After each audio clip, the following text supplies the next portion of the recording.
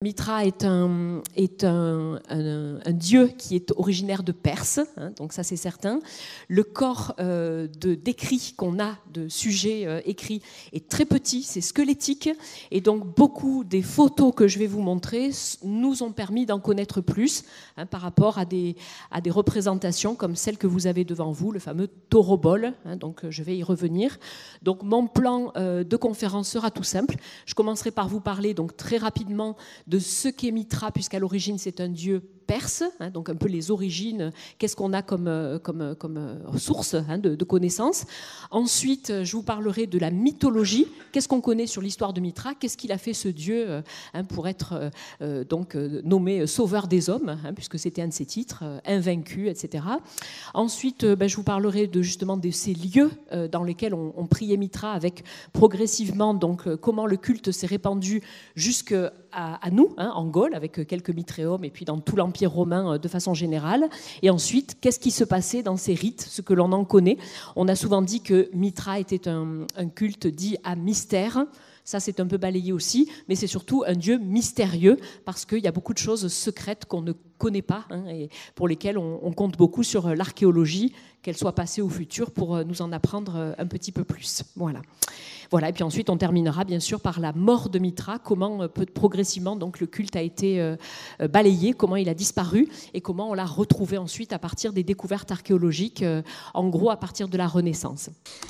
Alors, Mitra, vous le connaissez peut-être juste simplement parce que vous connaissez le musée d'Arles, bien sûr, en partant de pas très très loin, souvent au détour d'un musée, d'une vitrine, on va avoir comme ça un personnage reconnaissable par sa coiffe, hein, qui porte un bonnet phrygien. Donc Arles, en sortant à 200 mètres, vous avez cette tête qui, je trouvais pas trop bien mise en valeur, hein. Il faudra dire aux conservateurs qu'il faudrait un éclairage un peu plus important. Mais elle est très très belle, hein, cette tête. Donc il semblerait qu'il y ait eu effectivement un mitréum à Arles qui reste à retrouver, puisque cette tête a été retrouvée du côté du cirque. Donc il est probable qu'il y ait eu un mitréum de ce côté-là. Et puis à Vaison, on a donc un morceau, un fragment de statue qui semblerait être la représentation de cette fameuse scène que vous avez devant vous ici sur ce bas-relief, le Torobol. Donc Vaison également était doté certainement d'un mitréum, mais également qui n'a pas été retrouvé.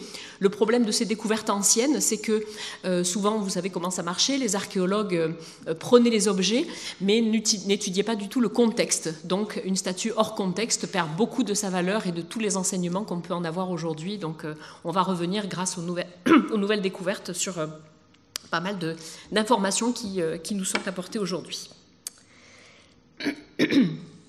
Alors, les origines. Donc, Mitra, en fait, est un dieu beaucoup plus ancien, bien sûr, que ne le veut la simple période romaine, puisque c'est une figure majeure d'un culte qui va naître plutôt du côté de l'Inde, hein, de la Perse, de la Mésopotamie. Hein, on est sur ce type de dieu plutôt oriental. Et à cette époque-là, donc, il y a deux dieux qu'on retrouve très très souvent. Il y a le dieu créateur qu'on appelle Ahura Oromazdes. Et la mention la plus ancienne où il est fait mention de Mitra et de ce dieu Oromazdes, c'est 1330 avant Jésus-Christ, où on a un traité avec un roi hittite où Mitra est invoqué. Parce qu'il faut savoir qu'en fait, Mitra est considéré comme, à cette époque-là, le dieu, ce qu'on appelle le dieu du contrat. Hein, ça veut dire que quand, entre deux rois, on va devoir traiter un pacte ou quelque chose comme ça, pour être sûr de l'honnêteté des deux parties, on va jurer par Mitra. Et pour nous, c'est assez facile, parce qu'il y a un jeu, évidemment, de mots. Mitra, contrat, c'est assez facile. Mais en langue védique, Mitra signifie ami et contrat. Donc là, c'est clair au niveau de l'origine du terme. Donc à ce titre-là, il était invoqué dans les traités, mais aussi en considération de sa souveraineté céleste, et il va représenter l'aspect juridique du rôle du roi, donc très souvent invoqué dans les traités, qu'ils soient de paix ou traités d'alliance. Alors, il faut toujours garder de vue que Mitra est un dieu bienveillant, et ça, il va garder cette image jusque dans le culte romain, très proche de l'homme. C'est un dieu de la lumière, ça aussi on va le retrouver dans ses représentations. Vous le voyez ici, nimbé, hein, avec ses rayons, ça c'est quelque chose qu'on retrouvera à l'époque romaine, qui va veiller sur les justes, sur la justice, respect des alliances et les serments.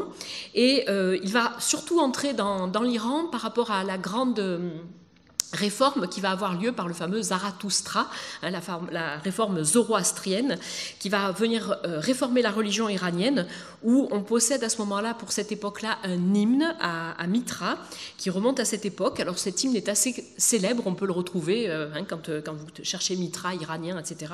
Il a été traduit, hein, ça s'appelle le Mir Yast.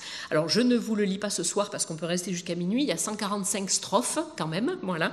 Mais pour on va dire, vous en donner un petit extrait ici, c'est une sorte d'hymne laudatif hein, où Mitra apparaît vraiment comme la divinité parfaite. Il est célébré comme dieu de l'aurore, qui se lève sur le mont Ara, qui protège les contrats et les troupeaux, dieu des combattants, qui donne la victoire et la prospérité, dieu guérisseur, qui est secourable à ceux qui l'invoquent, redoutable pour les transgresseurs du serment.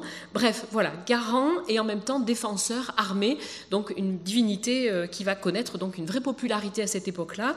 Les rois de Perse, donc je vous l'ai dit, jurés par Mitra, le 7e mois de l'année dans leur calendrier, c'était le mois de Mitra, et ce qui veut dire qu'à cette époque-là, rien de caché, rien de souterrain, hein, comme on pu en faire ensuite le culte plutôt à l'époque romaine.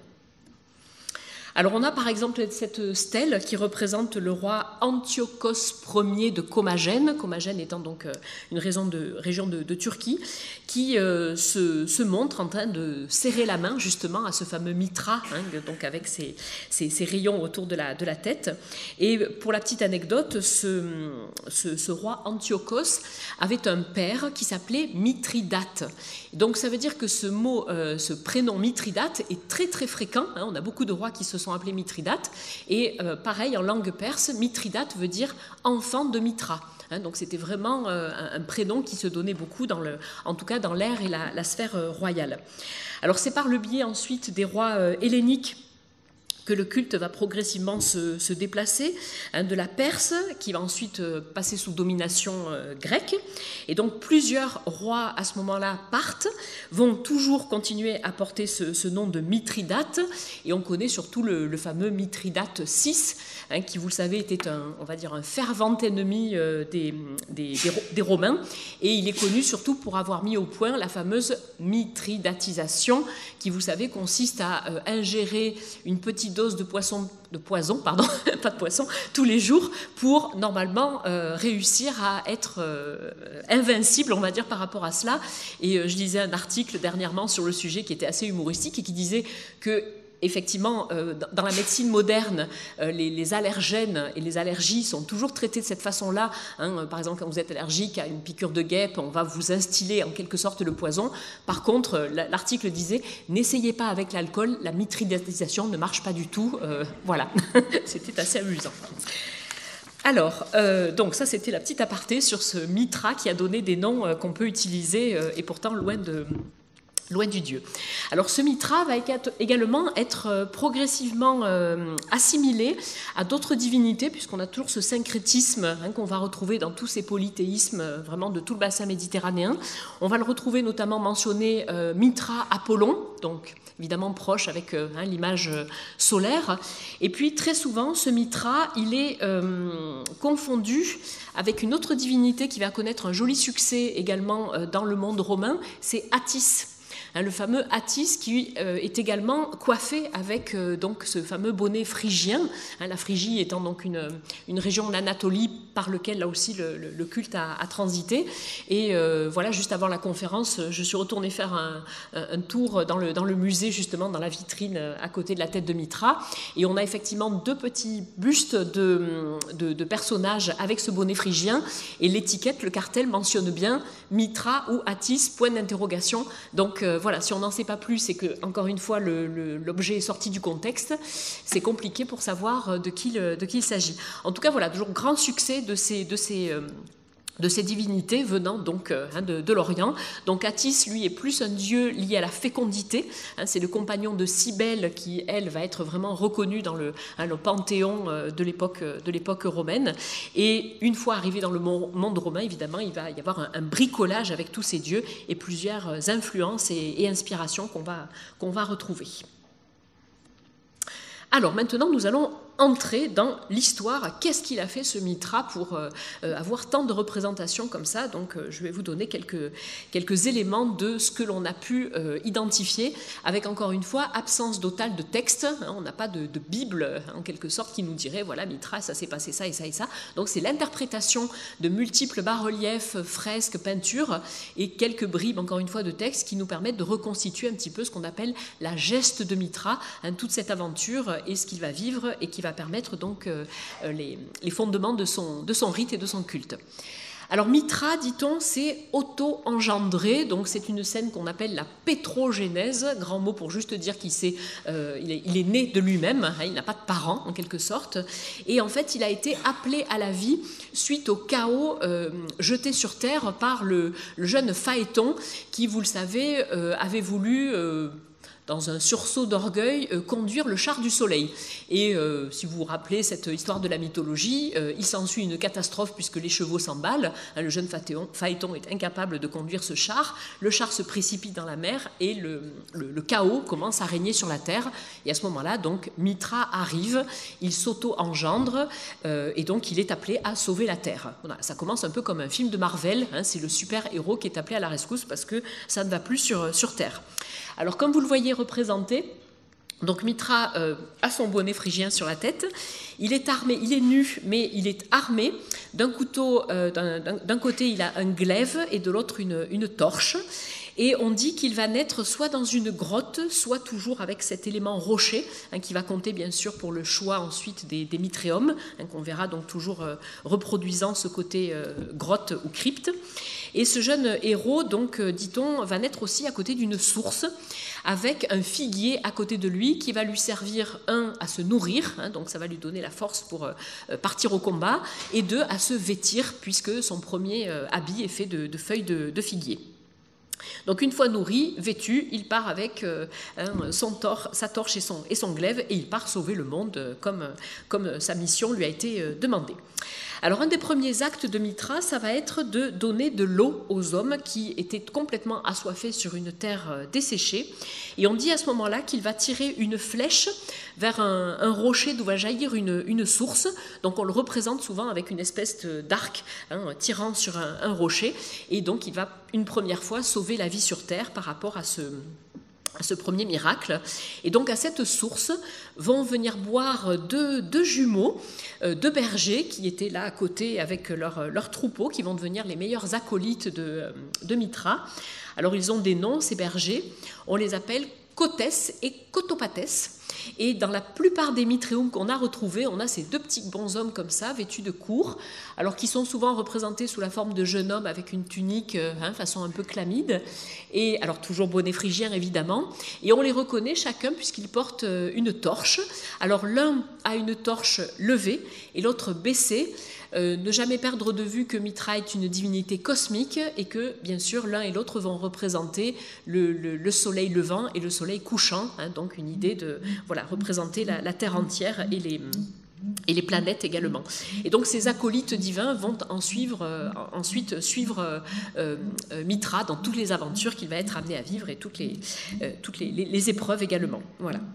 Alors une des aventures les plus célèbres de Mitra, c'est donc son fameux duel, hein, avec le taureau qu'on appelle le taureau primordial, qui est dit-on, le premier être vivant créé par ce fameux Jupiter Oromasdès, hein, cette fois donc Jupiter a pris le double nom, et donc Mitra est chargé de capturer ce taureau dans un premier temps, et c'est donc cette scène qui est de loin la plus représentée. Alors c'était une épreuve compliquée parce que bien sûr ce taureau est immense, énorme, il est indompté, et donc on dit que Mitra va devoir bien sûr le poursuivre pendant des jours et des jours avant de pouvoir enfin sauter sur l'animal, réussir à monter à califourchon sur lui.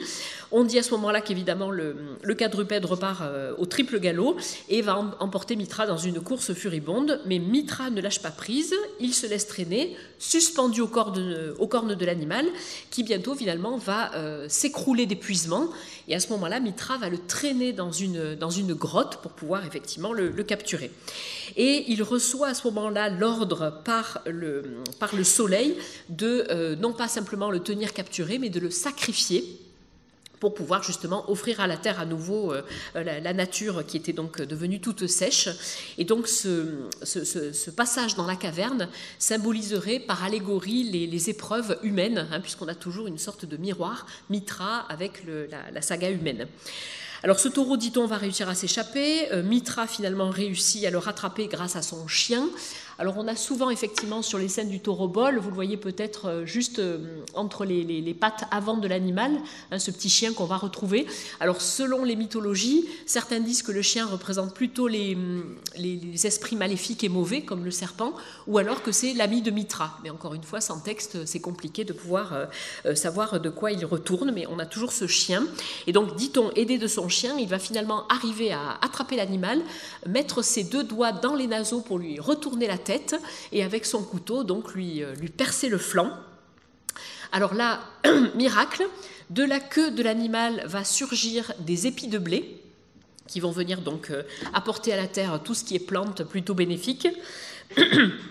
Tandis qu'un chien, un serpent vont venir s'abreuver de son sang, et un scorpion va s'attaquer aux testicules de l'animal pour en recueillir le sperme. Donc, de ce sacrifice, notamment le sang, le sperme, la terre, à nouveau, la nature va pouvoir redevenir féconde, et à partir de là, donc, la geste de Mitra peut continuer. Donc, vous comprenez l'importance, hein, de ce mythe et le fait qu'on le retrouve très, très souvent représenté. Alors, la chance ici que l'on ait, par exemple, c'est ce fameux Mitréum, donc cette fresque, hein, qu'on a dans le Mitréum de Marino, en Italie, où là, on a une fraîcheur des couleurs extraordinaires, hein, qui permet de voir à la fois le vêtement et tous les petits tableautins, hein, autour donc de la scène du taureau-bol, où on retrouve justement un petit peu toutes ces aventures annexes qu'on a parfois du mal à identifier.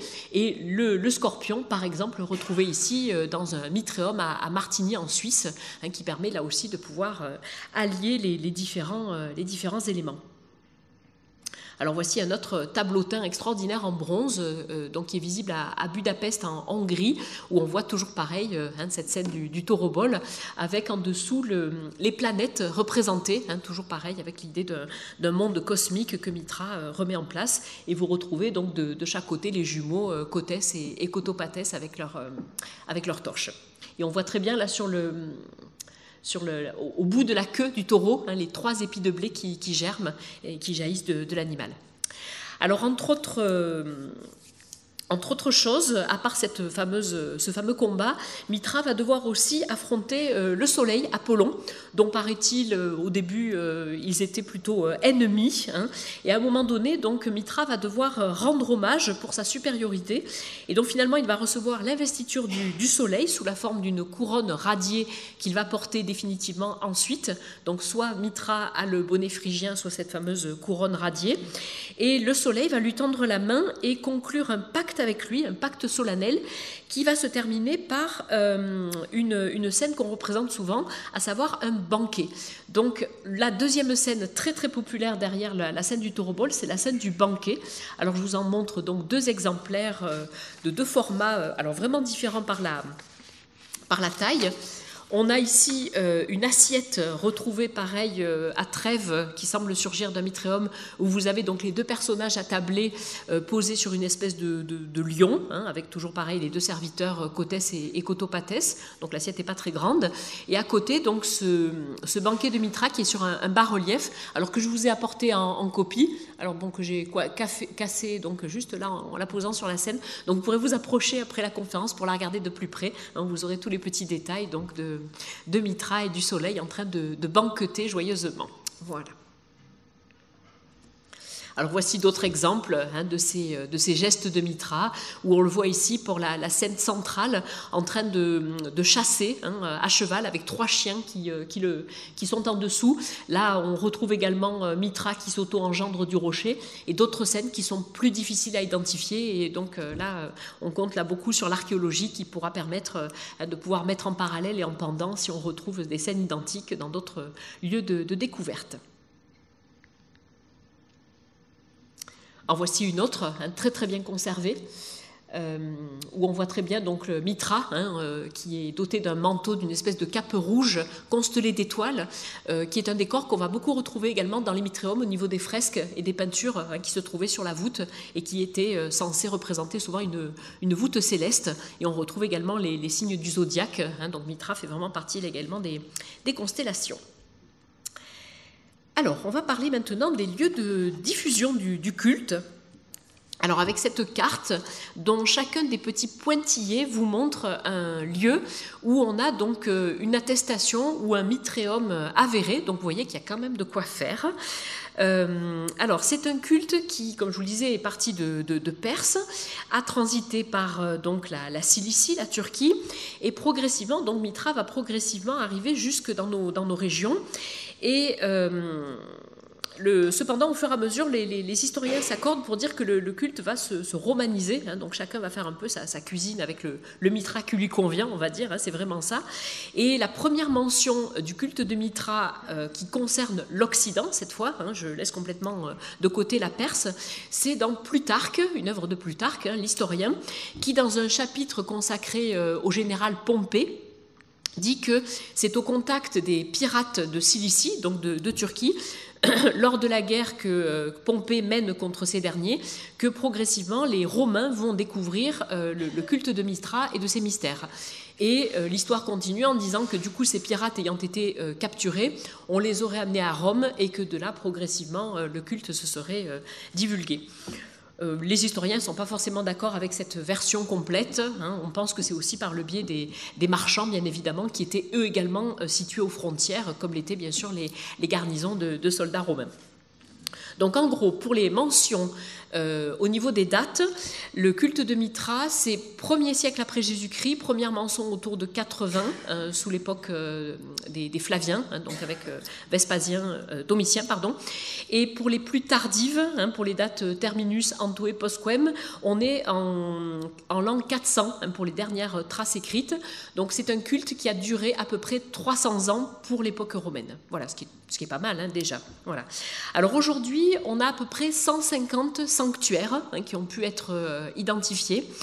Alors sur ma carte, ils n'y sont pas complètement tous parce que ma carte est un peu ancienne et entre-temps, il y en a qui ont été retrouvés.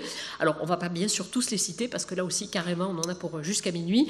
Mais en gros, donc vous envoyez des grosses concentrations du côté de la Germanie, effectivement. En Rétie, Alpes centrales, actuel Tyrol, en Pannonie, qui était donc la région qui se situait tout le long du Danube. Il y a notamment la ville d'Aquincum, qui est, on va dire, l'actuel Budapest, qui est un des plus grands centres mitraïques qui ait été retrouvé pour cette région, avec 30 adeptes recensés, 40 inscriptions, 9 reliefs et 5 sanctuaires. Donc là, il y avait vraiment une concentration importante. Également en Dalmatie, donc l'actuelle Croatie, en Afrique proconsulaire, vous voyez qu'on en a pas mal aussi du côté du Maroc, en Syrie. Si on monte côté Bretagne, on en a également. Et les plus au nord, on a donc le mur d'Adrien, où on en a retrouvé un également.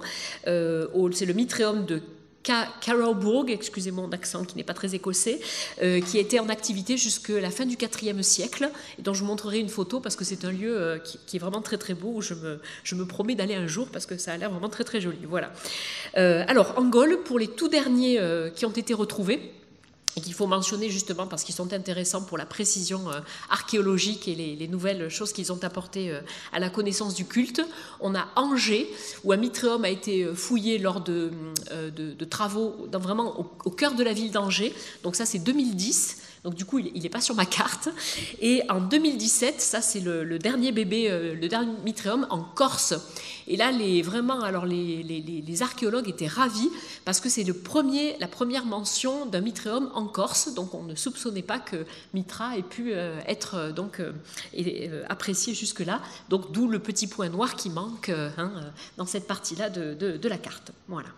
Alors, je me rapproche un petit peu quand même. Voilà quelques cultes avérés en Gaule. Donc, comme je vous le disais, donc on a longtemps dit effectivement que ce culte avait été transporté par des soldats. Or, il s'avère que les villes dans lesquelles aujourd'hui on trouve des mitréums ne sont pas forcément des villes de garnison. Bon, je prends l'exemple tout simple, les plus proches de nous, je reviens à Vaison-la-Romaine, c'est pas du tout une colonie romaine ni une garnison. Or, on a des mentions d'un mitréum. Et puis, assez proche aussi, quand vous traversez et que vous allez à Bourg-Saint-Andéol, eh bien, pareil, il y a un mitréum qui est dans le rocher, je vous en montrerai une photo après, et pareil, pas de traces de garnison à cet endroit-là. Donc ça peut être aussi beaucoup sur les voies de communication, bien sûr, et les voyages qui donc ont servi, bien sûr, de lieu de diffusion du culte. Preuve en est également un grand centre où on a retrouvé beaucoup de mitréums, c'est Ostie, le grand port de Rome, où là, alors pareil, c'est le petit record qu'on a retrouvé, 17 mitréums rien qu'à Ostie. Donc ça donne une idée quand même de l'importance du culte. Alors cela dit, ce qui peut paraître étonnant, c'est que malgré le fait que le culte soit très répandu, c'est quand même, et on n'a pas fini certainement d'en trouver, Mithra n'a jamais été adopté dans le panthéon romain. Ça reste toujours quand même une divinité à part. Donc, comme on disait, donc pas un dieu de caserne, mais un dieu de caverne, qui va rester discret et secret certainement. Voilà, donc j'avais fait un petit focus pour vous montrer là où vous pouviez trouver quand même des mentions à Mithra. Donc bien sûr, on a Arles, donc avec peut-être un mitréum du côté du cirque, Orange, où on a un adepte qui est mentionné, Vaison, Apt également, où il est question donc plutôt là de stèles votives qui nous permettent de savoir que telle ou telle personne appartenait au culte de Mithra. Alors, une petite balade justement dans l'Empire. Alors voilà celui que je me promets d'aller visiter un jour. Donc, alors pas loin de celui-ci, il y avait une garnison militaire, on était quand même sur un mur de défense du limes romain. Et donc ce petit mitréum est un petit peu à l'écart de ce camp militaire, mais il se révèle là complètement au milieu des prés, c'est quand même assez joli. Et dans ce mitréum, la particularité, c'est qu'on a retrouvé très bien conservé les 3 petits autels qui se trouvaient au fond et qui correspondaient donc à l'emplacement où normalement on mettait la stèle à Mithra, avec particularité, j'y reviendrai un petit peu après, de la première sur laquelle vous apercevez un buste dessiné mais qui est creusé, puisque à l'arrière on pouvait installer une petite lampe qui permettait donc de pouvoir éclairer la stèle par derrière et faire des effets de lumière qui devaient quand même faire beaucoup d'effets dans ces mitréums qui étaient quand même assez sombres. Voilà, donc Bourg-Saint-Andéol, ça si vous ne le connaissez pas, ça fait quand même pas loin, donc osez y aller. C'est vraiment à la sortie du village. Et là, sur le rocher, donc c'était un sanctuaire certainement rupestre, n'a pu être conservé malheureusement que donc la scène du taureau-bol, sauvé de justesse parce qu'il y a eu la voie ferrée qui a été creusée et donc il a fallu s'effondrer. Donc à l'époque, quelques élites avaient fait un débat justement et s'était battu pour pouvoir le conserver, et sans aucune surprise, juste quand vous continuez le pré à droite du bas-relief, vous avez une source qui coule et qui mène d'ailleurs à un très très joli lavoir du XVIIIe siècle, donc le lieu est très joli, l'été il y fait toujours frais, donc si vous cherchez un endroit pour un petit pique-nique, je vous conseille le mitréum de Bourg-Saint-Andéol. Voilà, et on a eu l'occasion donc avec l'association d'y faire une reconstitution de culte. On avait été invité par la municipalité qui était très fière évidemment de ce lieu qui n'est pas assez mis en valeur, je trouve. Voilà, alors on va parler un petit peu maintenant des adeptes justement du culte et comment on a su, comment on sait qu'il y avait telle ou telle personne qui appartenait donc au culte de Mithra. Alors je vous ai dit, donc la première mention d'une stèle romaine où il est fait mention de Mithra, c'est 80 après Jésus-Christ.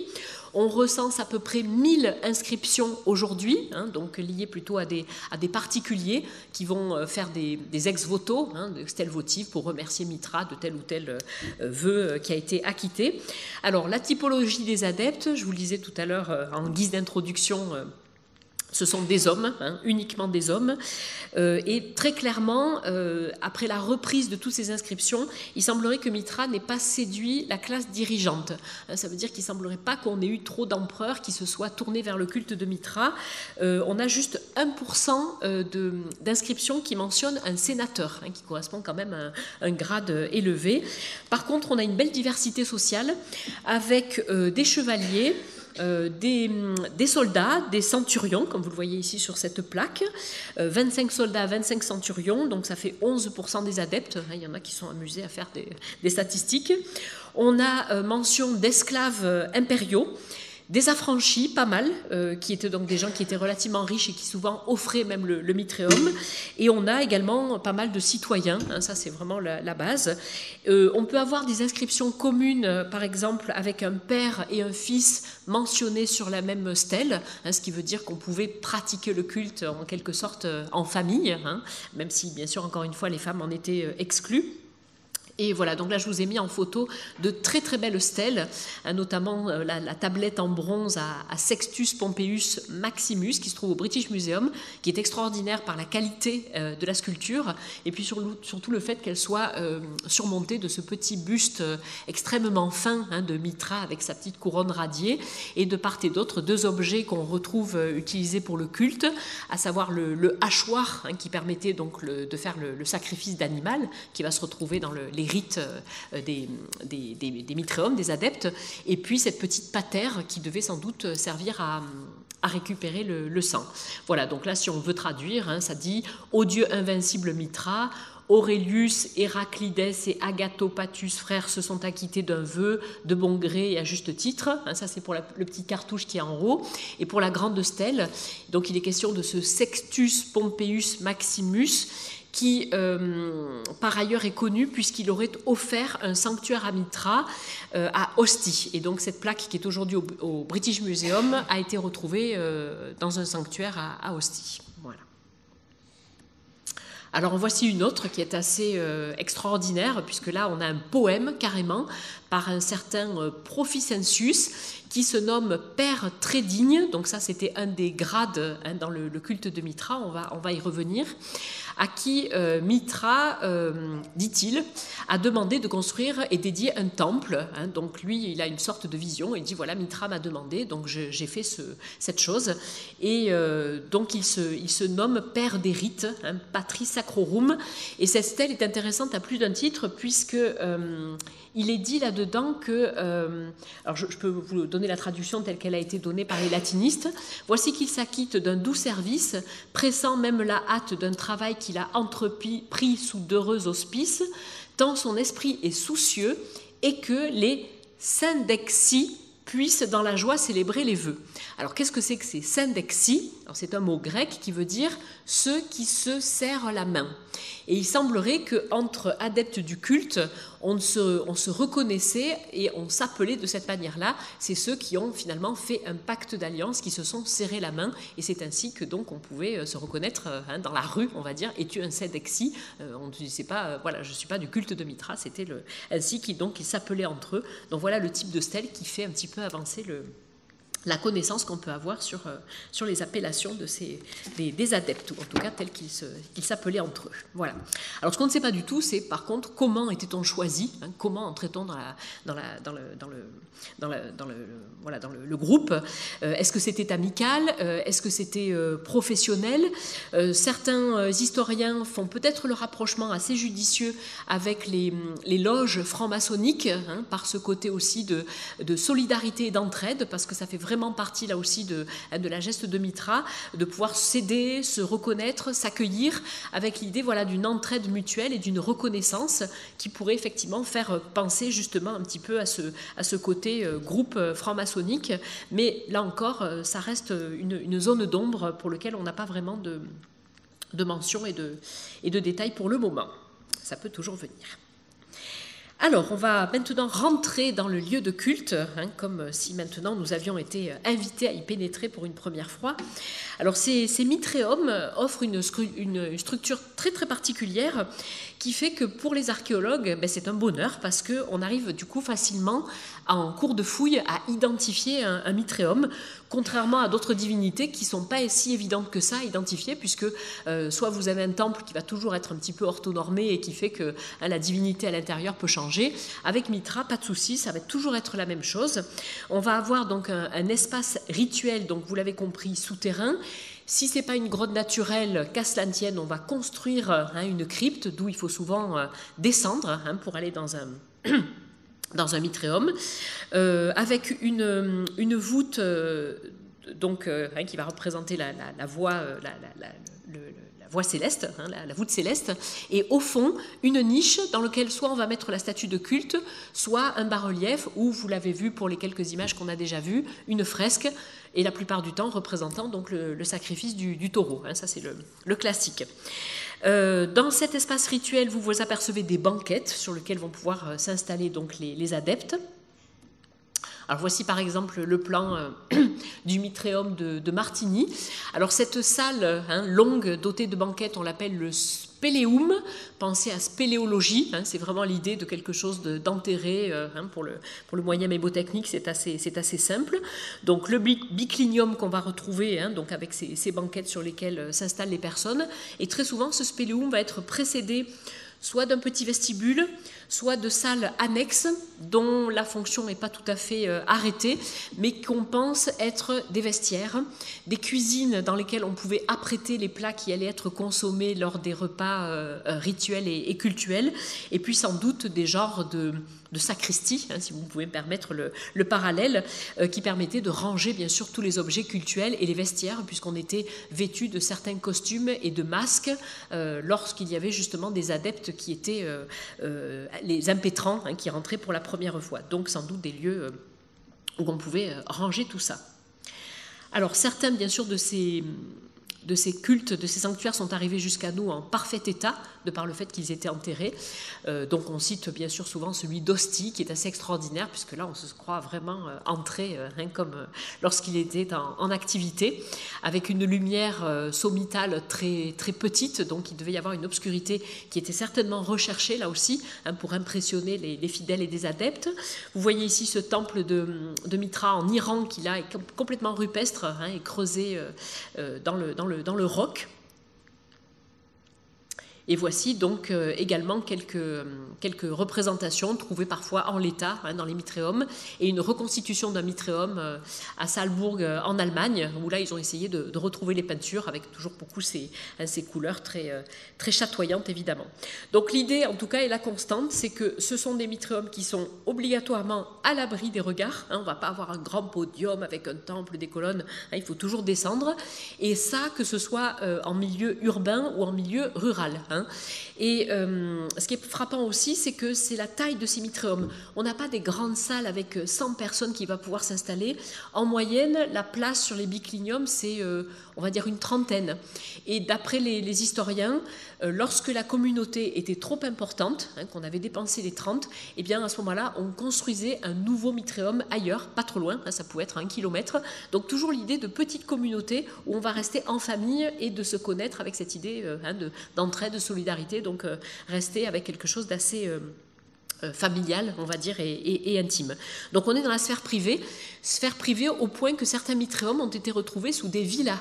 Ça veut dire que ce culte n'avait pas des subventions, on va dire, de l'État romain ou du Sénat romain. C'était donc à titre privé qu'on les construisait, d'où c'était aussi des cultes éphémères, parce que, on va dire, lorsque la famille partait ou lorsque le culte s'arrêtait, bien évidemment que le culte s'arrêtait et qu'il n'était plus utilisé par d'autres personnes de la ville, d'où une utilisation qui a pu parfois n'être que sur une dizaine, quinzaine d'années, et ensuite abandon du lieu. Donc particularité aussi de ce culte. Alors voici ces fameux hôtels dont je mentionnais tout à l'heure la présence pour l'Écosse, avec donc des très très beaux bas-reliefs, et particularité donc d'être évidés dans le fond, avec une petite niche à l'arrière dans laquelle on posait la lampe à huile ou la torche, et donc imaginez effectivement l'éclairage vacillant qui devait donner un très très bel effet dans cette grotte ou dans cette partie peu éclairée qui était le mitréum et le spéléo. Alors, voici donc le rite tel qu'on a pu le reconstituer, toujours pareil, grâce à quelques mentions. Alors, ce rite, a priori, c'est une mémoire du mythe où on va reproduire la geste de Mitra, hein, donc le sacrifice du taureau, etc. Donc, on va retrouver à travers les rites des fidèles un petit peu la mythologie et l'histoire de Mitra. Alors, bien sûr, on a quelques mentions écrites, alors dont on comprend avec des pincettes, parce que souvent, ce sont des mentions tardives, faites par des auteurs chrétiens, ou en tout cas qui n'étaient pas, qui n'étaient pas des syndexis. Ce qui fait qu'il y a toujours l'idée d'un peu d'une exagération, parce que quand on ne sait pas, finalement, on peut raconter n'importe quoi. Alors, il y a par exemple un certain Nonnus, qui est un poète grec, qui a vécu au VIe siècle. Donc depuis belle lurette, le culte de Mitra n'était plus pratiqué. Et lui, il parle de 80 punitions et châtiments que devait subir le pénétrant, hein, celui qui voulait devenir adepte de Mitra. Alors je cite un petit peu son texte qui dit que ces châtiments consistent à passer par le feu, le froid, la faim, la soif, une longue marche, une traversée en mer, bref, toutes choses de ce genre, des séjours dans le désert ou dans la neige, et d'autres choses assez invraisemblables, surtout quand on pense que tout ça devait se faire dans la grotte. Donc ça paraît un petit peu difficile. Alors peut-être y avait-il des préparations qui pouvaient se faire en extérieur, mais il semblerait qu'il ait un peu exagéré ce côté rite d'initiation qui devait être quand même un petit peu plus light que tout ce qu'il raconte. Alors une autre mention intéressante qui là paraît plus posée, on va dire, c'est celle de Tertullien, hein, qui est bien connu, donc auteur chrétien, qui évoque un rite dans lequel l'initié doit à un moment donné refuser une couronne de laurier qui lui est présentée. Vous savez que la couronne, c'est le symbole de la victoire, hein, qui était remis donc, par exemple aux soldats. Et normalement, en refusant cette couronne, ça doit symboliser que du moment que vous faites partie, que vous êtes soldat de Mitra, vous devez refuser tous les autres honneurs parce que cette couronne mitraïque est celle qui vous suffit.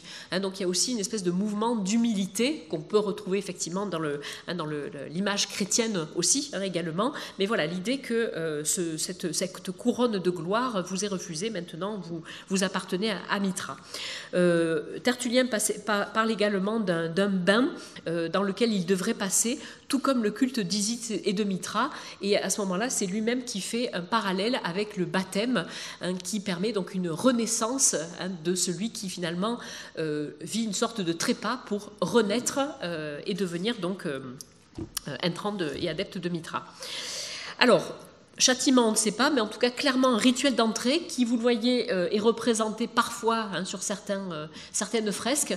Alors, très abîmé ici, mais on aperçoit quand même certains personnages, trois silhouettes ici. La personne du milieu est celui donc, qui va se présenter, hein, le néophyte, donc le non-initié. Devant lui, un personnage très effacé en rouge, qui est donc le père, hein, qui va le recevoir et lui faire subir donc, les punitions, en quelque sorte. Et derrière lui, en quelque sorte, celui qui le présente comme un parrain, hein, qui a cette espèce de tunique grise. Alors nous, quand on bien sûr reconstitue les cultes comme on l'a fait cet été, on a bien sûr pas tout à fait tout refait à même, puisque normalement le néophyte entrait nu. Alors évidemment, comme on a des enfants dans la salle, c'est compliqué, voilà. Et puis on n'a pas forcément d'adeptes qui veulent aller jusqu'au bout de l'expérience. Donc on a eu quand même quelques volontaires cet été. Voilà, venez nous voir, on pourra voir ce qu'on peut faire avec vous. Alors il est dit, hein, que donc ce néophyte entrait dans donc le spéleum, les mains attachées dans le dos. Effectivement, on voit bien la position hein, du petit personnage, qu'il avait donc les yeux bandés et qu'il subissait à ce moment-là des épreuves d'intimidation physique. Donc peut-être des torches, peut-être qu'on avançait devant son visage, des glaives, toujours donc un côté symbolisme du rituel avec l'idée d'un trépas fictif. Et on en veut pour preuve, je vais vous montrer quelques objets qu'on a retrouvés et qui sembleraient bien montrer qu'on jouait comme une pièce de théâtre, tu vas mourir, voilà ce qui t'attend, etc. Donc voilà par exemple une reconstitution proposé, où on voit donc les adeptes installés et puis l'intrant hein, qui va pénétrer dans cette salle semi-obscure, donc ça devait être impressionnant. Alors ensuite, donc bien sûr, ce candidat va être oint, hein, donc selon les grades qu'il obtenait, donc d'abord avec de l'eau, ensuite du vin, du miel, du sang, hein, tout dépendait le niveau qu'il avait atteint. Et voici donc certains objets de culte qui ont été retrouvés dans certains mitréums. Donc la petite clochette, par exemple, qui a été retrouvée donc en Corse, qui semble montrer qu'à certains moments, on utilisait des clochettes pour peut-être scander certains moments du rite. Et puis, de façon plus habituelle, ces couronnes qui certainement étaient posées sur la tête du candidat, couronnes qui, vous le voyez, sont radiées. On voit encore ces petites pointes qui ressemblent bel et bien donc à la couronne radiée de Mitra. On peut imaginer qu'elles étaient également dorées. Et puis des glaives, beaucoup de couteaux, de coutelas, mais dont les archéologues ont pu pointer le fait qu'elles étaient émoussées. Donc ça veut dire qu'on faisait semblant, c'était en quelque sorte des épées de théâtre.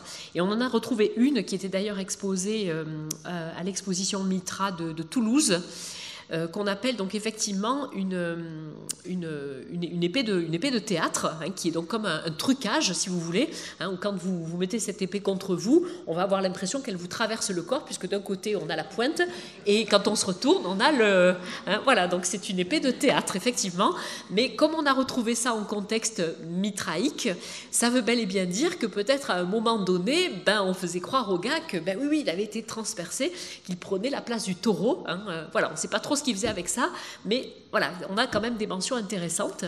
Alors, beaucoup de gobelets également, de vaisselle, a pu être retrouvé, parfois cassés à l'arrière du mitréum, donc comme si après le rite, on avait briser cette vaisselle, et sur certains fragments de cette jolie ce petit bol en sigillé, vous voyez donc la mention Mitra qui est écrite, de même que sur certains gobelets il y avait le prénom, et donc a priori peut-être les adeptes avaient leur petit gobelet mentionné avec leur nom qu'ils utilisaient justement lors de ces banquets rituels. Donc de la jolie vaisselle, on sent quand même un culte très, très soigné, aussi bien dans les objets utilisés, dans le décor, donc quelque chose qui est à même de frapper les esprits de ceux qui vont pénétrer dans ce culte, qui devaient se sentir fiers d'appartenir donc à la mention, à la religion Mitra. Alors, comment fait-on et comment gravir tous les échelons? Donc, il semblerait qu'on n'entre pas comme ça, comme néophyte, on va progressivement pouvoir gagner des grades, des échelons. Et pour ce faire, on a heureusement retrouvé à Ostie une mosaïque extraordinaire qui représente comme une échelle, donc bien sûr c'est sur le sol, elle n'est pas sur le mur, très graphique, très réaliste aussi dans les objets représentés dans chacune des cases, et qui représente les 7 grades de la félicité, puisque au bout, ça fait comme une marelle finalement, vous partez en bas avec la première partie, vous avez le vase, et ça finit en haut avec le Felicimus ex voto, donc on l'appelle d'ailleurs cette mosaïque, la mosaïque d'Ostie Felicimus, si vous voulez en savoir plus, vous tapez ça sur internet, vous aurez toute l'explication avec les détails. Et pour le coup, donc, on a vraiment tous les gradés et ce que peut-être ça représentait aussi dans le rôle qu'avait chacun à l'intérieur du mitréum. Donc on peut y voir tout un tas de symboliques dans ces rites de passage, avec donc la mise en scène que j'ai évoquée. Alors, le 7 qu'on a donc dans ces grades, bien sûr ça peut faire penser aux 7 jours de la semaine, bien évidemment, les 7 planètes qui étaient avérées dans ce cosmos survivance de la religion orientale, et donc on va pouvoir les citer les uns après les autres, je vais vous les présenter. Donc on a... Alors pardon, je retourne en arrière, je me trompe. Voilà, donc au niveau de ces 7 grades qui représentent les 7 planètes, le premier, donc c'était le corbeau, Corax, qui, sur la mosaïque, qui est représenté à côté d'un caducée et d'un petit pot. Alors le caducée, c'est l'emblème de Mercure, donc on retrouve le petit clin d'œil à la planète. Le petit pot pourrait signifier que dans le rite, le corbeau est celui qui va être chargé du vin, qui va être donc donné et distribué à chacun des adeptes. Alors une fois que vous êtes corbeau, qu'on retrouve aussi beaucoup sur le taurobol, on le voit souvent comme messager du dieu soleil, puisqu'on dit que c'est le corbeau qui demande à Mitra d'aller tuer le taureau, donc il est envoyé par le soleil. Alors une fois que vous avez gravi donc le premier grade de corbeau, vous serez fiancé. Alors le fiancé, malheureusement, à cet endroit-là de la mosaïque, il y a une lacune, donc on ne sait pas quel est le troisième objet, mais en tout cas on voit très clairement cette couronne, comme peut-être portée par un fiancé. Et en dessous, vue de profil, une petite lampe à huile qu'on a retrouvée également très fréquemment dans ces cultes à Mithra, ce qui peut s'expliquer vu l'obscurité de la grotte. Lampe et diadème qui sans doute étaient remises donc, lorsqu'on avait gravi ce second échelon. Alors le diadème pourrait être aussi, vu qu'il est en forme de lune, l'emblème de Vénus, donc qui pourrait également renvoyer donc, à l'idée d'une planète. Alors, troisième grade, vous êtes ensuite soldat, donc le miles. Alors là, les objets sont assez faciles à identifier. Une lance, un casque, avec en plus la plume par-dessus, le plumeau, et ce qui semblerait bien être une pièce de vente, un jambonneau. Donc le rôle effectivement du miles en tant qu'adepte, c'était sans doute soit de sacrifier, soit de couper la viande. Donc il faut bien que tout le monde travaille dans cette histoire, vu qu'ils ne sont pas très nombreux. Alors ensuite on a le lion. Alors le lion c'est un personnage qui pose beaucoup de questions aux historiens parce qu'il est très très présent. Il a une forme très particulière, on le représente des fois avec une pelle à feu ou d'autres fois un petit peu comme la stèle qu'on a donc dans le musée de l'art antique, cette stèle dite à lion, au temps qui passe, avec les jambes entourées d'un serpent qui pourrait effectivement représenter un syncrétisme entre Mithra, Cosmos et effectivement le calendrier du temps, puisque entre les jambes du lion, on aperçoit là également des constellations, enfin les signes du zodiaque qui sont représentés. Mais en tout cas, c'est un grade mitraïque. Et le lion étant plutôt évidemment l'animal solaire, sur la mosaïque, vous apercevez donc cette espèce de pelle à feu, qui est parfois plus réaliste sur certaines autres représentations, un cistre et le foudre de Jupiter qui lui est bien reconnaissable puisque souvent représenté. Et donc certains historiens ont allégué que le rôle du lion dans l'histoire, c'était de s'occuper d'éclairer toutes les lampes à huile et toutes les torches qui pouvaient éclairer donc le spéléum. Pardon, je suis en train de retourner en arrière à nouveau. Voilà. Alors ensuite, on devient perse. Donc là, vous commencez à prendre du grade. Ça devient intéressant comme niveau. Alors le perse, lui, a pour attribut une faux, la lune, l'étoile et le glaive. Donc là, ça se reconnaît aussi assez facilement. Perse, la lune, ça pourrait être aussi l'emblème de la planète Artémis, Diane. Voilà, on ne sait pas trop exactement à quelle planète ça peut correspondre, mais en tout cas, voilà, on est perse.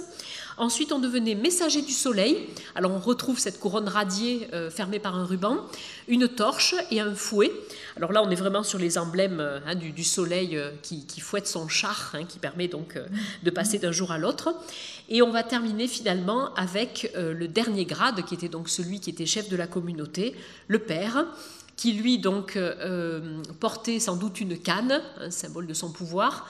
Ce qui semblerait à côté de la canne, ça ressemble à un gros donut, c'est un anneau a priori, donc peut-être que le père portait un signe distinctif, un anneau ou un bijou. La faucille qui est l'emblème de Saturne, puisque là on a aussi une assimilation aux planètes, et on retrouve bien évidemment le bonnet phrygien qui devait être porté par celui qui dirigeait la communauté. Voilà, donc un rôle à chacun, et puis donc quelque chose qui va représenter encore une fois le cosmos et des grades. Donc dans les places aussi assises à l'intérieur bien sûr du lieu de culte, sans doute que le pater devait se trouver juste à côté du taurobol. Il y avait parfois des fauteuils de part et d'autre donc de l'autel. Alors, une fois qu'on avait donc sans doute fait tous ces éléments rituels avec les baptêmes, tout ce mélange de mémoire de la mythologie mitraïque, eh bien, il semblerait qu'on soit passé au repas. Et donc, les archéologues pointent le fait qu'on a retrouvé énormément de vaisselle dans ces lieux mitraïques avec des cratères, donc je vous disais des gobelets, et on mangeait. Alors, jusqu'au 19e siècle, on a cru que les adeptes de Mithra mangeaient ni plus ni moins du taureau, qui était sacrifié bien sûr dans la grotte. Et en fait, contre toute attente, on n'a pas du tout retrouvé d'os de taureau dans les restes, les dépotoirs autour des poubelles des mitréums, mais plutôt des animaux plus petits. Et par exemple en Corse, comme maintenant l'archéologie se dote de tout un tas de sciences autour, et notamment les personnes qui sont capables d'analyser les os, on a retrouvé par exemple en Corse énormément de volatiles et de volailles, donc il semblerait qu'on ait plus facilement mangé du poulet que du taureau. À l'occasion, c'est quand même plus facile à sacrifier, bien évidemment. Et il a été aussi également analysé l'âge des animaux qui étaient sacrifiés, porcs, taureaux, porcs, volatiles, poulets, etc. Et c'était dans l'ensemble plutôt des animaux jeunes, ce qui pointerait l'idée que là aussi on était sur une recherche de qualité. C'est pas la vieille poule que vous allez sacrifier parce qu'elle sert plus à rien et qu'elle ne fait plus d'œufs. Non, non, on prend du bon bétail, donc l'idée de faire un bon repas également. Donc pour le vin, on n'a pas encore retrouvé d'amphores oubliés dans un mitraum, malheureusement, mais c'était peut-être également des bons crus. En tout cas, on peut le souhaiter comme ça. Donc voilà l'idée de passer un bon moment, et c'est peut-être pour ça aussi que le culte de Mitra a plu, parce que c'est l'idée de se retrouver, de manger ensemble, de boire ensemble, de faire mémoire de quelque chose. Et puis également, Mitra, comme je vous l'ai dit, étant une divinité bienveillante, on va faire appel à lui si on est en difficulté, si on a des épreuves dans la vie. Et il était aussi promesse d'éternité, ce que ne promettait pas évidemment la religion romaine, qui, vous le savez, à part si vous êtes un héros extraordinaire où là vous avez droit aux Champs-Élyséens, sinon pour le commun des mortels, après la mort, vous savez ce qui vous attend, c'est sous la terre, les enfers, il y a un brouillard monstre, il ne se passe rien du tout, et vous avez intérêt à partir avec vos jouets, etc. Donc voilà. Et donc Mitra arrive avec une idée quand même beaucoup plus positive, d'un au-delà meilleur, et on peut comprendre effectivement l'attrait que le culte ait pu connaître, en tout cas auprès de ses adeptes, et aussi une des raisons pour lesquelles on est dit que peut-être, à un moment donné, concurrence au christianisme. Alors voilà, encore donc quelques évocations de ce mitréum, très très bien conservé dans l'église Santa Prisca, donc à Rome, donc en crypte là aussi.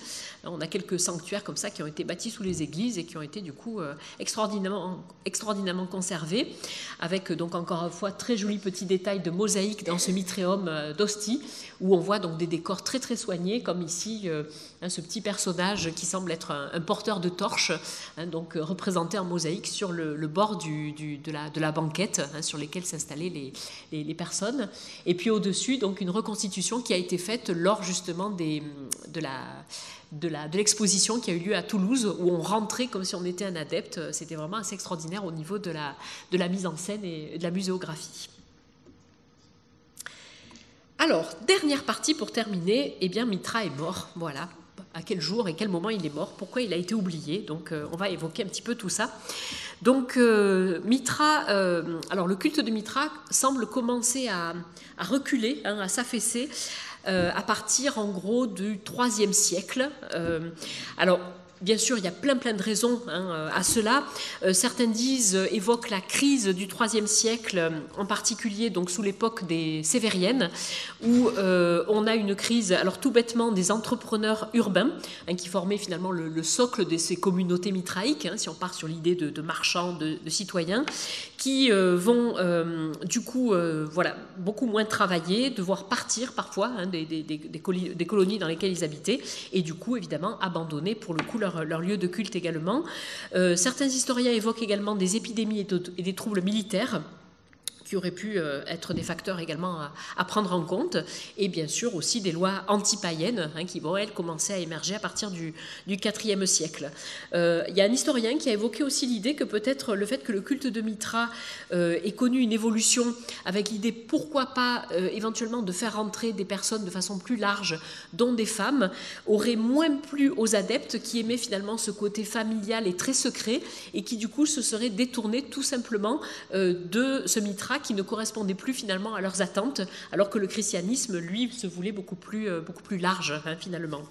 Alors le dernier sursaut, dernière trace de ces derniers sanctuaires mitraïques, c'est par exemple, on les date du 4e, 5e siècle, dans un contexte où là, évidemment, le christianisme est en train d'émerger.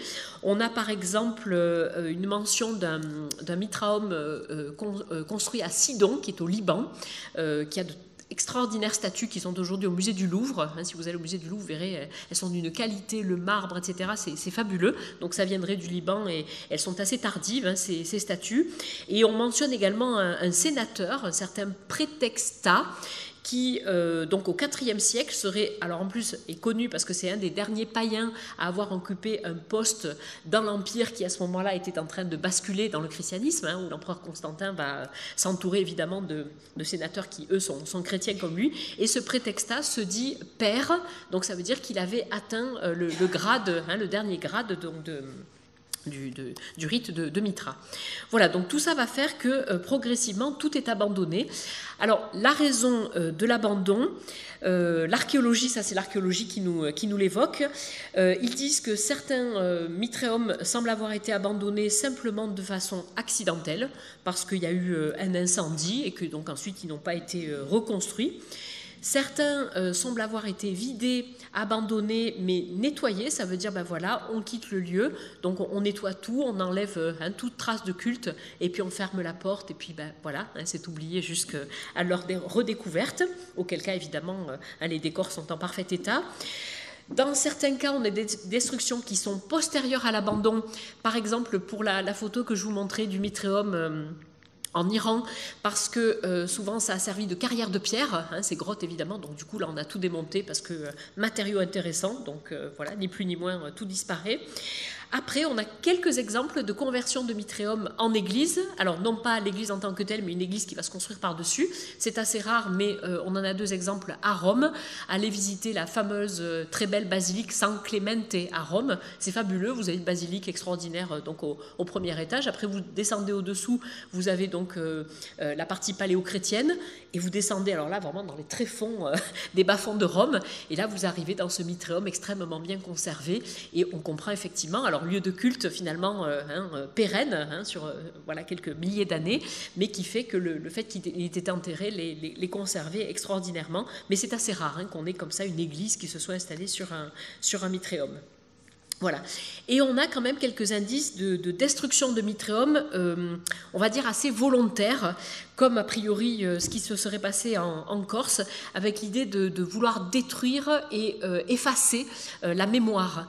Et on le voit parce qu'à ce moment-là, bien sûr, c'est au relief de Mitra qu'on s'est attaqué, et parfois c'est carrément juste au visage. Et là, évidemment, c'est très clair, on a volonté de détruire l'âme, comme on le faisait à la Révolution, guerre de religion, toujours pareil, soit on efface les yeux, soit le visage pour dire, voilà, on ne fait plus mémoire et voilà, son souvenir est définitivement abandonné et effacé. Voilà. Alors une autre cause de disparition qu'on évoque peu mais qui pourtant a pu compter, c'est que on a quand même un des derniers empereurs, on va dire avant l'avènement du christianisme, l'empereur Aurélien, qui lui va apporter un dernier dieu dans ce panthéon si large qu'avaient les Romains, c'est le fameux Sol Invictus, soleil invaincu, où il y a à nouveau un syncrétisme où Mitra va être mélangé avec le soleil invaincu, donc on peut avoir des stèles où il écrit Mitra Sol Invictus, effectivement, mais pour Aurélien c'est juste Sol Invictus, et il est connu surtout pour nous aujourd'hui parce que ce Sol Invictus, Aurélien va décider qu'il naît le 25 décembre, et vous savez que notre date de Noël a été choisie pour justement calquer avec ce Sol Invictus, qui est évidemment la gloire de la lumière, avec ces jours qui renaissent à ce moment-là, et dont les chrétiens vont faire évidemment un tout autre symbole, mais on peut du coup imaginer que ce Sol Invictus qui va devenir un peu la religion d'État, frappée sur les monnaies. Vous voyez par exemple la monnaie du haut, où on a donc l'empereur avec sa femme Ulpia Severina, l'impératrice, et au milieu des deux, vous voyez donc le petit buste radié qui représente, alors pour nous ça pourrait être Mitra, mais non, quand on connaît l'histoire c'est Aurélien, donc c'est bien Sol Invictus, soleil invaincu, et donc le pauvre Mitra il n'a plus qu'à aller se rhabiller, cette fois ça y est, il a été complètement radié de la carte, et comme je vous l'ai dit, comme il n'a jamais fait partie du culte avéré, quand l'empereur en plus arrive avec son Sol Invictus, cette fois ça en est terminé, et on n'entend plus parler de Mitra pendant un certain temps. Et il faut attendre jusqu'au début de l'archéologie. Alors là, je vous ai pris donc ce très beau tableau qui montre donc le pape Pie VII visitant les fouilles d'Ostie en 1809. Et je l'ai pris parce que vous voyez qu'il est en train de pointer du doigt, bim, qu'est-ce qu'il retrouve? Un taureau-bol, voilà, qui gise comme ça sur le côté avec une inscription. Et c'est à partir effectivement de la Renaissance qu'on a commencé à s'intéresser à lui. Alors au départ, on avait du mal, est-ce que c'est un Attis, est-ce que c'est Mitra? Puis progressivement, on a pu retrouver donc des textes.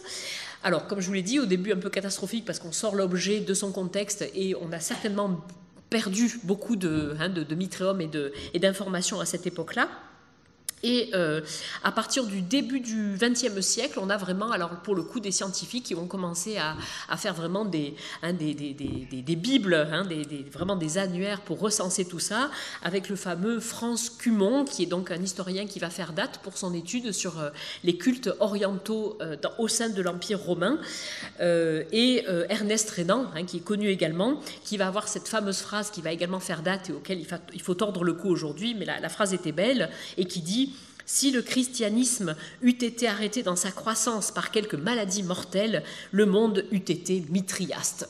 C'est beau quand même, hein, voilà. Donc évidemment, ça a beaucoup marqué les esprits. Et à ce moment-là, donc, on a dit ah ben oui, etc. En fait, quand on recherche un petit peu, vous avez bien compris que non, Mitra n'a jamais fait concurrence au christianisme pour toutes ces raisons, qu'il n'avait pas cette ambition, qu'il était petit, que quand même il y avait une grande partie, on va dire la moitié de l'humanité qui n'était pas concernée, hein, les femmes notamment, et que voilà, en soi, donc et c'était des communautés très très éphémères où il n'y a jamais eu de pouvoir central. Hein. Il n'y avait pas un père à Rome avec des petites communautés autour. C'est chacun faisait sa vie, sa version du culte, etc.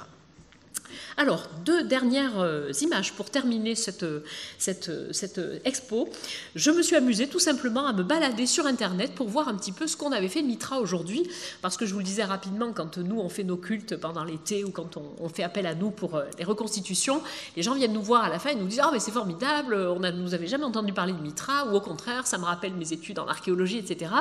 Et alors, soit on en a entendu parler, soit c'est devenu un petit peu un personnage dont finalement tout le monde a récupéré le nom pour diverses raisons. Alors, voici le résultat de mon enquête. Il y a du boulot. Alors, Mitra, figurez-vous, alors ça c'est le plus rigolo, je me suis aperçue que c'était le nom d'une société pharmaceutique, c'est le drapeau que vous avez en haut, Women Health, donc c'est la santé des femmes. Alors ça c'est quand même costaud, parce que voilà, ils auraient pu quand même chercher un peu, bon, enfin bref, ça va pas trop, mais bon, un jour je les appelle et je leur demanderai pourquoi ça s'appelle comme ça. Alors, il y a une société française de panneaux solaires qui s'appelle Mitra. Alors ça, c'est bien trouvé, je trouve, par contre, voilà. Donc là, c'est pas de problème, hein, ils sont dans les clous. Vous pouvez retrouver l'histoire de Mitra en BD. Hein, donc là, il y a une très bonne BD que je vous conseille, qui est assez sympa. Vous pouvez aller acheter une pizza chez Mitra. C'est une société de vente de pizza. Il y a une société d'assurance qui a pris le nom de Mitra. Pourquoi pas, puisque c'est un dieu bienveillant pour l'homme. Là, on est bien dans la mythologie de quelque chose qui va vous protéger. C'est le titre d'un album d'un groupe qui s'appelle Agersonus, qui est un groupe allemand. Alors bien sûr, je suis allée écouter ce que ça donnait. Je suis jusqu'au bout de l'enquête.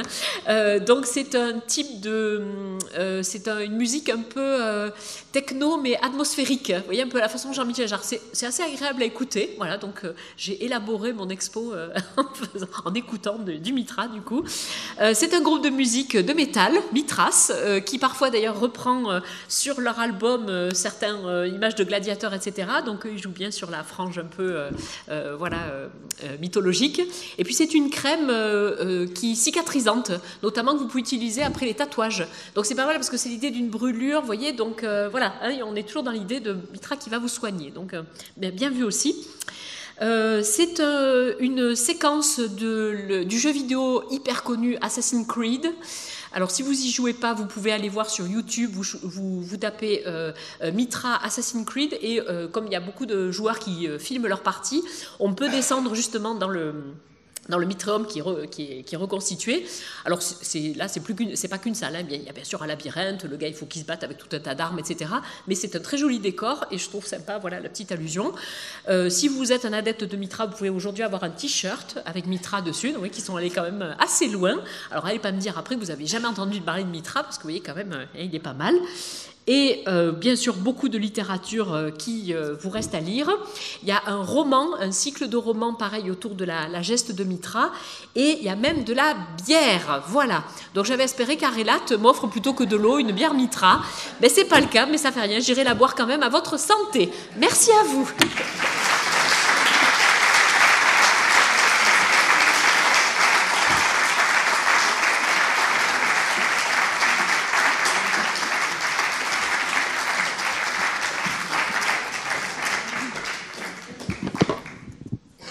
Alors, vous avez beaucoup parlé de ce côté phrygien, on va dire, du bonnet phrygien en tout cas, et de l'origine. Il y a un autre, alors c'est un mortel, mais il y a quelqu'un d'autre, Orphée, qui a aussi un bonnet phrygien, qui lui aussi a eu un culte à mystère, semble-t-il. Enfin bref, est-ce qu'il y a des relations ou est-ce qu'il n'y en a aucune ? Alors, dans le sens où Orphée est quand même celui qui guide et qui est le retour aux enfers, est-ce qu'on peut, il faudrait fouiller quand même, parce que c'est une question intéressante, est-ce qu'on peut, dans l'histoire de Mitra, qui, lorsque vous êtes adepte, vous permet une espèce de résurrection, est-ce qu'on y retrouve aussi ça ? En fait, il y a quand même un tronc commun à toutes ces divinités, c'est que c'est des divinités orientales. Et là, je ne vous ai pas raconté toute la geste de Mitra, mais il y a aussi un épisode où on retrouve une histoire de déluge qu'on retrouve dans la Bible avec Noé, mais qu'on retrouve aussi chez Gilgamesh. Vous voyez ? Et donc, il y a quand même un fond de culture indo-iranienne, européenne, qui a fait vraiment le ferment, on va dire, de toutes ces cultes qui, chacun, après, va prendre on va dire, un chemin différent selon par quel pays, inspiration, syncrétisme ils vont passer. Mais clairement, effectivement, Orphée, il faudrait travailler le sujet, mais certainement qu'il y a aussi, à un moment donné, un frottement avec l'Anatolie, et donc une rencontre, effectivement, avec ces cultes qui marchaient beaucoup par rite, par grade, par entrée, mérite. Hein, vraiment, c'était le méritant qui avait le droit d'entrer là-dedans. Mais tout à fait, il porte également un bonnet phrygien, tout à fait. Bonne question. Merci. Pendant que j'y suis, je suis désolée, mais comment peut-on déterminer le nombre d'adeptes qu'il y avait ? Alors, c'est uniquement à partir des stèles. Sinon, il n'y a pas de répertoire, on va dire. Il n'y a pas de liste. Oui, alors il y a une... je suis en train de réfléchir où. On possède il y a un musée où on a une espèce de grande plaque où il y a la liste des adeptes de Mitra. On doit le retrouver peut-être dans mon catalogue ou quoi que ce soit. Mais ça concerne un lieu de culte. Voilà, où on a à peu près, comme je vous disais, je crois que c'est une cinquantaine de noms, pas plus. Après, c'est les archéologues qui disent, de toute façon, vu la taille de la pièce, on ne peut clairement pas en mettre plus, hein, ça c'est évident. Et après, quand je vous disais qu'on a 1000 inscriptions, c'est celles qui sont arrivées jusqu'à nous, bien évidemment. Voilà. Hein, et pour le reste, c'est pas parce qu'on était adepte de Mitra qu'on le mentionnait sur votre ex-voto, ni quoi que ce soit. Parfois, ça pouvait se faire post-mortem. Par exemple, on a une femme qui a voué donc une plaque, je crois que c'est à son mari et à son fils, qui étaient donc adeptes de Mitra. Elle n'en était pas, mais elle savait pertinemment qu'effectivement son mari en était, et donc elle se mentionne sur la plaque en question. Donc c'est comme ça qu'au travers de ça, on apprend ce genre de détails, mais on n'a aucune liste vraiment complète, parce que je vous dis encore une fois, pas de pouvoir central, donc pas d'annuaire malheureusement, et donc on n'est pas à l'abri, et j'espère que ça arrivera encore, de trouver de nouveaux adeptes par l'épigraphie qui certainement va nous révéler de nouvelles choses encore à venir. Voilà. Bonsoir. Est-ce qu'on peut délimiter la zone de la Phrygie, c'est où exactement ? Est-ce qu'il y a une ville centrale ? Oui, il faudrait retrouver peut-être avec une carte, mais on ne va pas le voir ici. Alors la Phrygie, en fait, ça fait le nord de la Grèce. C'est l'Anatolie, en fait. C'est une partie de l'Anatolie. Voilà, ce serait Nord-Grèce et la partie qui touche avec l'Anatolie. Donc, c'était vraiment à cheval sur cette partie orientale. Tout de suite après, derrière, vous êtes sur la Turquie. Voilà, regardez une carte de l'Empire romain, c'est bien mentionné. Et c'est vrai que ce bonnet phrygien, c'est quand même amusant parce qu'on le retrouve sur la tête de notre Marianne, quand même. Il faut quand même le mentionner.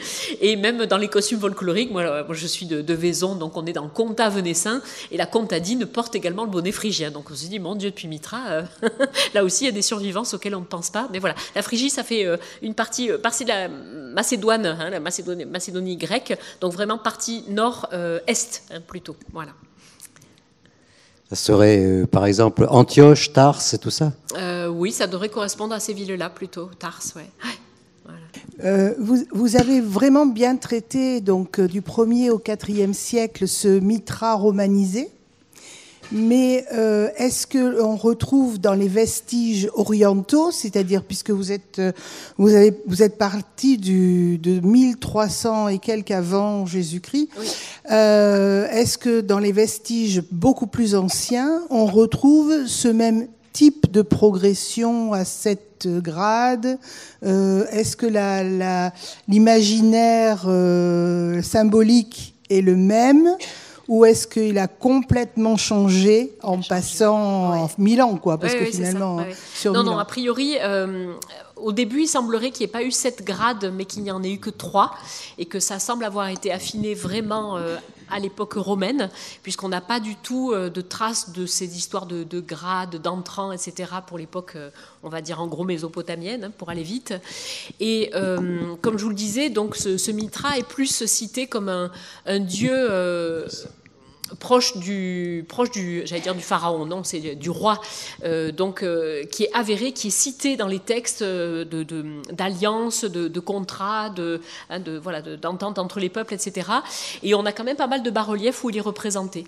Donc c'est un dieu plus officiel, un petit peu à la façon dont on citait Jupiter, on va dire, pour l'époque romaine. Voilà. Après, moi, je suis pas spécialisée donc dans les religions orientales, mais quand on regarde le Mitra, et c'est quand même une énorme période, parce que 1300 Jésus-Christ, ça veut dire que on a à peu près 1000 ans de culte. Et là, on a des spécialistes qui vraiment se sont penchés sur ce Mitra, qui là aussi prend vraiment des virages différents selon les régions.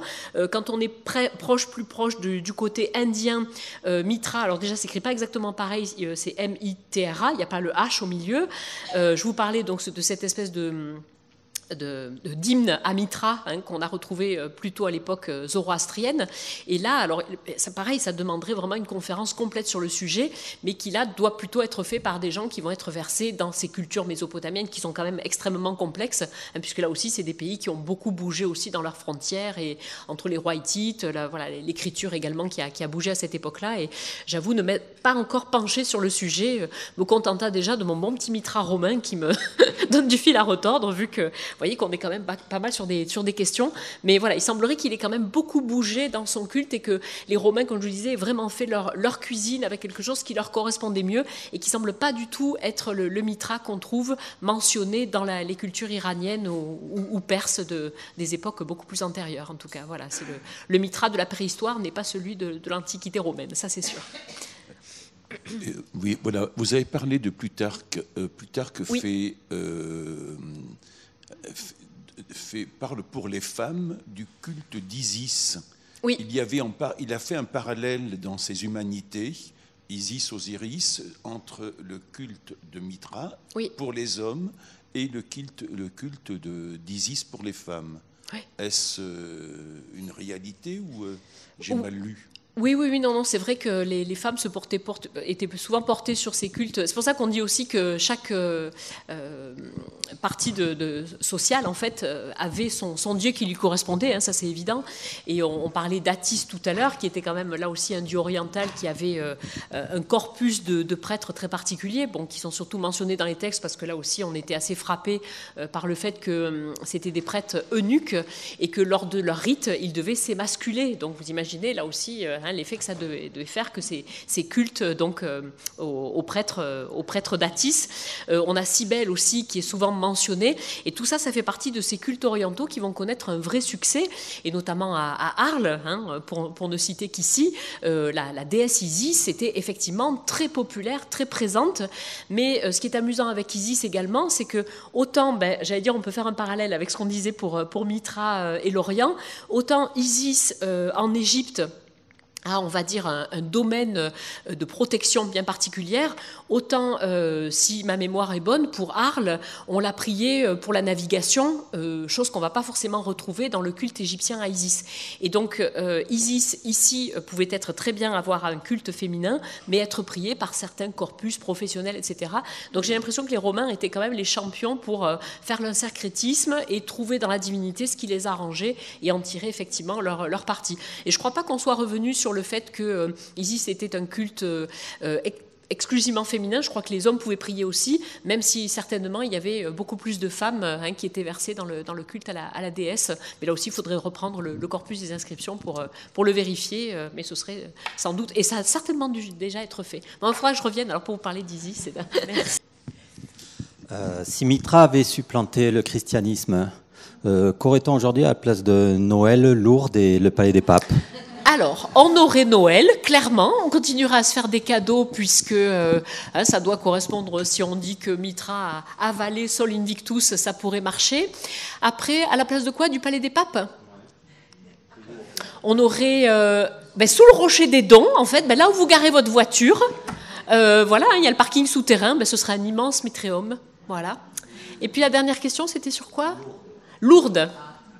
Alors c'est facile, il y a le rocher qui coule, et donc les gens viendraient avec leur petit gobelet à Mitra pour boire et se régénérer de l'intérieur. Bravo, merci encore.